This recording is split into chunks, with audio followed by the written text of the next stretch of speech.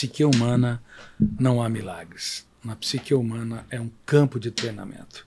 E você tem que usar as lágrimas como vírgulas invertidas para escrever os capítulos mais nobres da sua história nos momentos mais difíceis da sua vida.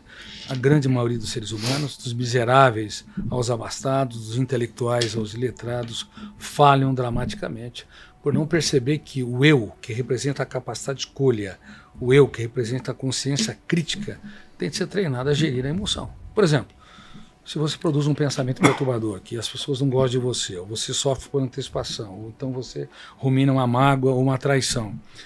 Quando você produz pensamentos na sua mente, emoções tensas, você tem no máximo 5 segundos para impugnar, discordar e confrontar.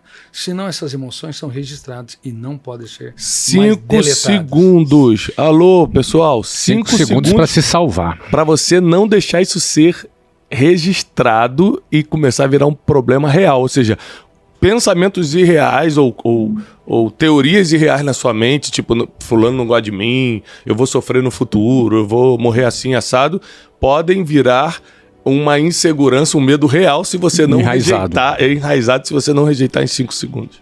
E vou dizer uma coisa muito séria, a mente mente. O pensamento não incorpora a realidade do objeto virtual. Entre eu e você existe 1 metro de distância. Mas do ponto de vista da consciência que eu tenho de você, há um anti-espaço, há um espaço infinito.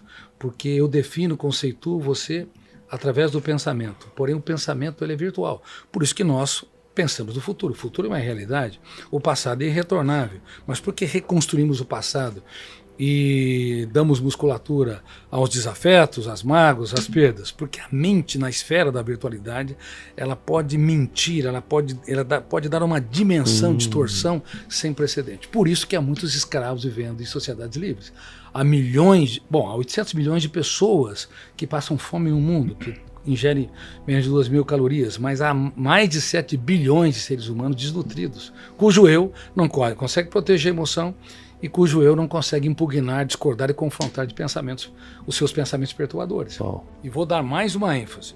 A mente humana é como um fora. Você tem que ter a consciência crítica. Você tem que ter o Ministério Público, você tem que ter uma acusação. Caso contrário, você se torna um psicopata. Porém, você também tem que ter um eu que é um advogado de defesa. E esse eu não pode abrir concessão. Caso contrário, nós nos tornamos nossos maiores algozes. Exemplo, quem cobra demais de si mesmo. Quem cobra demais de si mesmo é um carrasco de si. Ainda que possa ser ótimo para a sociedade, é péssimo para si mesmo. Porque registra janelas que encarceram o ser humano no único lugar que ele deveria ser livre. Essa alegoria foi muito clara, né? Ou seja, tem que ter todo um esquema jurídico na nossa mente, no qual o seu eu, a sua mente é o advogado. Só antes de eu passar para o Flávio, o senhor falou uma coisa que me tocou muito e me lembrou até um versículo bíblico. O senhor disse que a mente mente. A mente mente. E mente muito. Mente muito. A Bíblia cita a palavra coração, mais de 938 vezes a Bíblia cita a palavra coração, referindo-se à sede das emoções. Tá? A mente. Então tem um versículo no livro de Jeremias que diz: enganoso é o coração do homem. Então seria a base teológica para essa sua afirmação que a mente mente?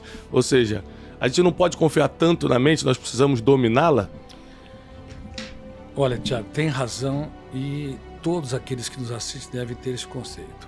A emoção nunca vai passar de um bebê, ela não amadurece. Ela é ingênua sempre. E além disso, o pensamento, como ele é virtual, a emoção é real, infantil sempre, e o pensamento é virtual, ele é capaz de transformar uma barata num dinossauro. Por isso tem muitas pessoas que dão escândalo diante de uma barata. Talvez não seja seu caso, mas tem mais de 100 tipos de fobias. Desde a nictofobia, medo da noite, a lodoxafobia, medo da opinião dos outros ou dos haters. Em tempos de cancelamento? Em tempos de cancelamento. Um hater é capaz de causar muito mais impactos, mais do que 100 elogios. E tem a glossofobia, 75% das pessoas têm glossofobia, medo de falar em público. 70% timidez.